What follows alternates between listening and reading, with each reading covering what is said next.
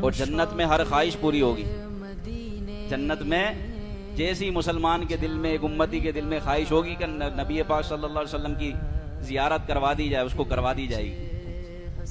جنت میں کوئی غم نہیں ہے، اس لیے جو بندہ خواہش کرے گا اس کی وہ خواہش پوری کر دی جائے گی. تو ہمیں بھی یہ میسیج ہے کہ ہم کتنا اپنے نبی کی سنت پر عمل کرتے ہیں، کتنا ہمیں نبی سے محبت ہے، کیونکہ جس سے محبت ہوتی ہے بندہ اس کو فالو کرتا ہے. آج دیکھیں گلوکاروں سے محبت ہوتی ہے، ایکٹروں سے محبت ہوتی ہے تو وہی کپڑے آ جاتے ہیں، وہی بال آ جاتا ہے، ہیئر اسٹائل وہی، گفتگو کرنے کا انداز بھی وہی ہو جاتا ہے، اس کی نقالی کرنے کی کوشش کی جاتی ہے. تو کسی کو کسی سے محبت ہوتی ہے، کسی کو کسی سے محبت ہوتی ہے، لیکن ہمیں یہ حکم ہے کہ ہمیں اپنے نبی سے محبت کرنی. کیسے کرنی ہے پتہ ہے؟ بخاری مسلم میں حدیث ہے سرکار کی، لا یؤمن احدکم حتی اکون احب الیہ من والدہ وولدہ والناس اجمعین.